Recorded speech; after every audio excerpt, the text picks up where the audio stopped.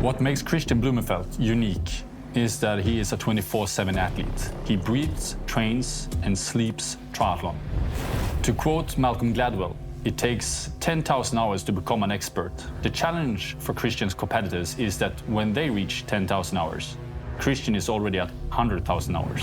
As Kristian's coach and scientist, I can say that he is built for triathlon, and he has proven it over and over again. Now, there is only one last challenge: to win the Ironman World Championship in Kona, Hawaii, the birthplace of triathlon. This is Kristian's Ironman World Champion debut in Kona. People say you can't win here the first time. We are not here to only win, but to break the course record.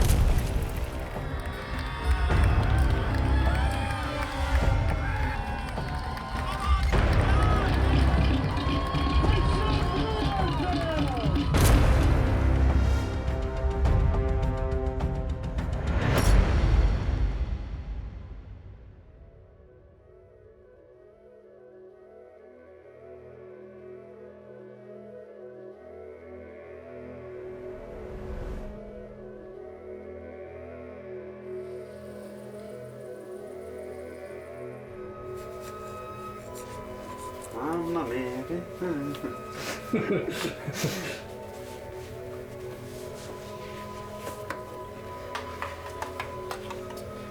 My secret sauce.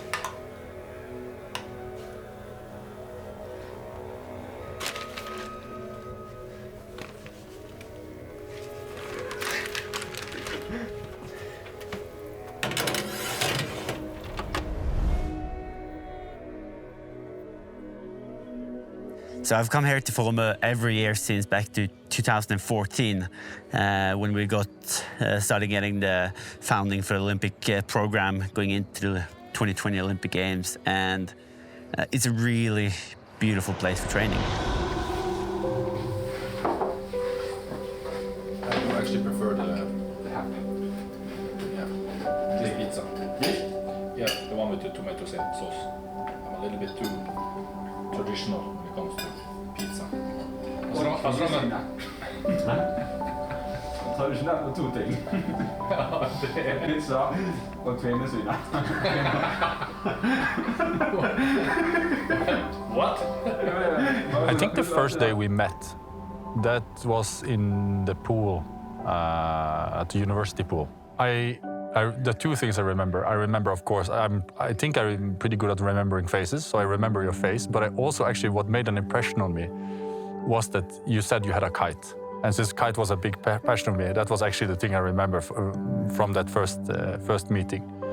But for me, I think what really, when I started to work more with you, and basically I saw how dedicated you were to the sport, that was for me what really triggered me.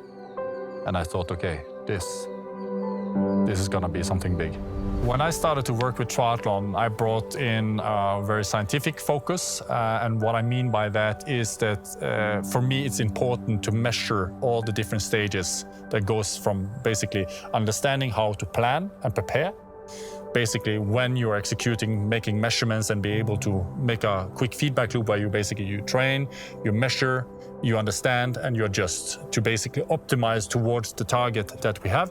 And then in the end, you get the validation when you are going to the race and racing.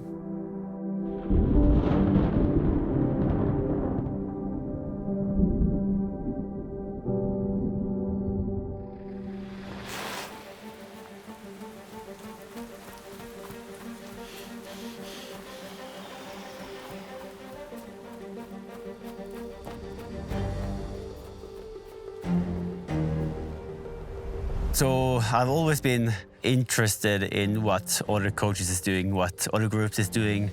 I've maybe been like a triathlon nerd and really been trying to get an overview of what people is thinking and how they want to train. And when Olaf came on board, very different thinking than basically all other coaches out there has been doing, like very scientific, very number-based. For me, actually, I'm not that interested in sports itself. What I'm more interested in is developing peak human performance.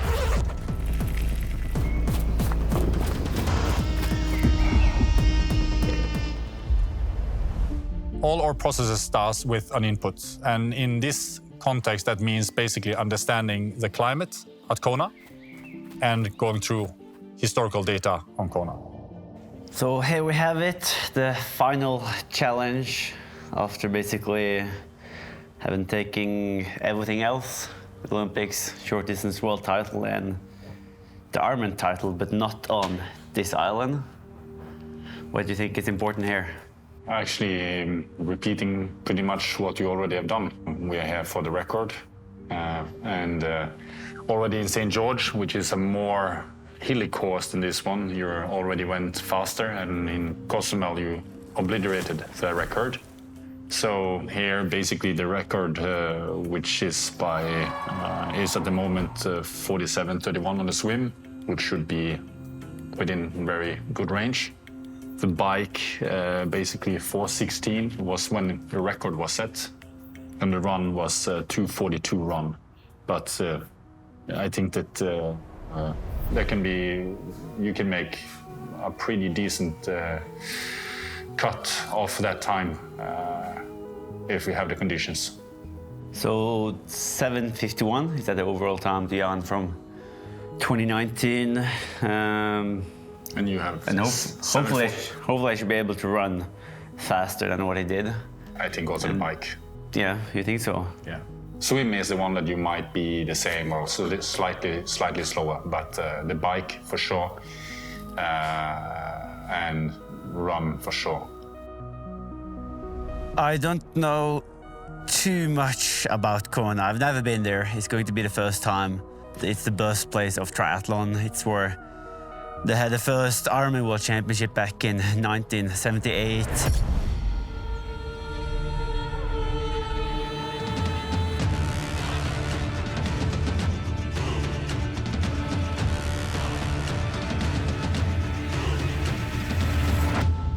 Of course, it's the triathlon race the normal people have heard about. Like when I'm saying I'm a triathlete, they always ask like, yeah, so have you done Hawaii? Have you done the Ironman? So yeah, of course, it's a race that I've been like waiting to do, and now it's finally my turn.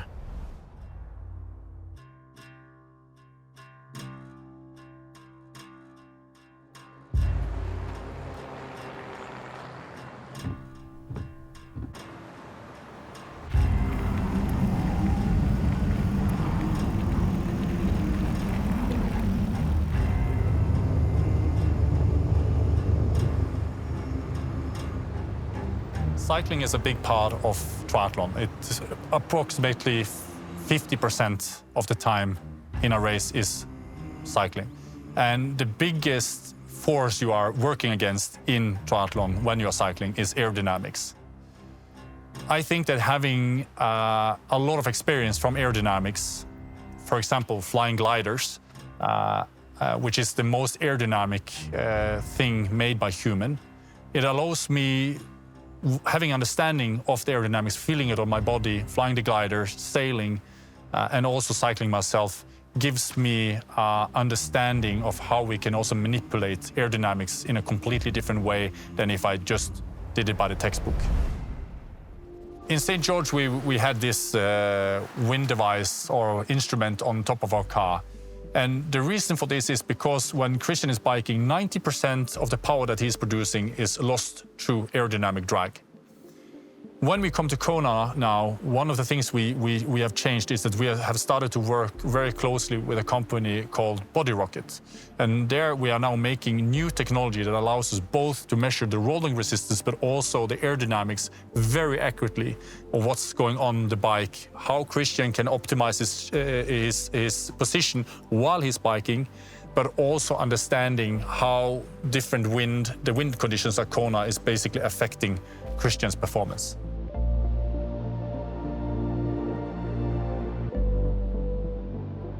So the Moxy is a device we use in our training every day. And the reason for why it is very important for us is that on the one side, of course, you measure power either by running or by cycling, or we measure speed and so on.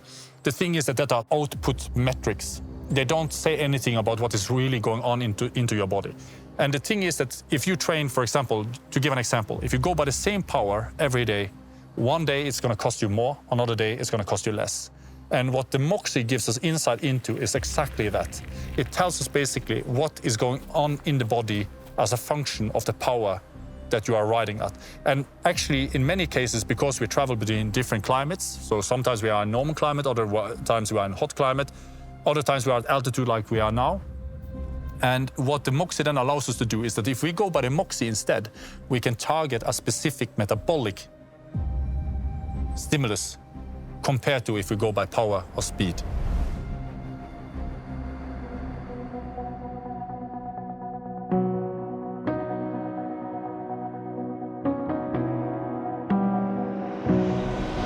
The testing we do is, it's not just to find like right bragging numbers, but it's more to find our weaknesses so we can really try to improve our weaknesses, and then we can go back again to the lab and see if it has changed. If not, we will try to train in a different way and see if we can improve it. If not, we will try a different way of training for the next 3-4 weeks, and that's how we always is just evolving. Sometimes we do a step in the wrong direction, but also we ain't scared of trying to train new ways to see if we can improve.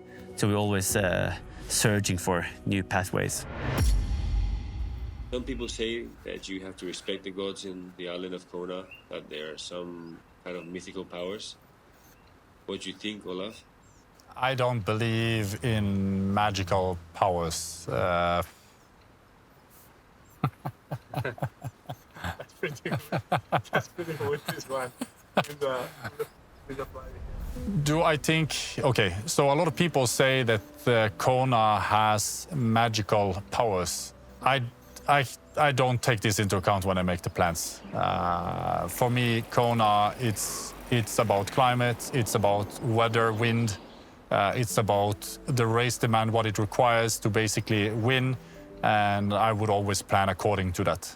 So I've never been to Hawaii, but I've heard it's a lot of mystical things about the island, the lava, and of course we should respect the local myth. But I think also it's been created a little bit because you, as a rookie, maybe come into the race with a lot of confidence, cockiness, and think you can just break through. We have the science on our side. People tend to go there and then don't really understand why they may be failing the first few years, but we have, together with all the partners, we can really prepare for both the distance and also especially the heat and humidity that we will face on Hawaii. And I think normally when you don't have the numbers, when you don't have the answers, you just try to search for like the answers and maybe rely on that. You can't win on the first time trying. So far, we have been proving a lot of people wrong in the both the quick turnover we use from the short distance coming over to the Ironman scenes, and of course that's something we want to prove again in Hawaii. That of course we can win first time, and of course we can go faster than ever have been done before on the island. Let's hope the water is still decent temperature. It's like five weeks since we swam here last time in the Lake Matemala.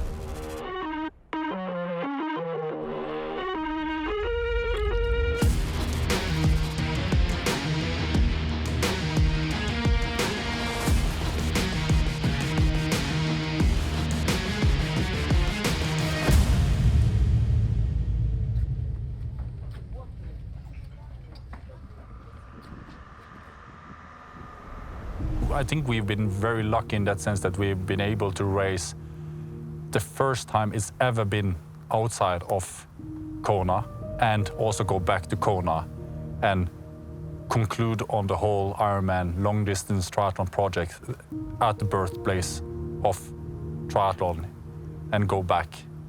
And of course, we have set course record at every event we've done so far, and I think it's almost obvious that we're going for that 7:51 or so. That's currently the course record in Hawaii, and yeah, we want to set a time that will be difficult for next generation to beat. If there's someone that could do it, It should be me. it should be you. This is a big part of my life. I invest heavily into the methodology, the training, planning, the recovery process to make Christian the fastest. And Kona is going to be a conclusion on our Ironman project.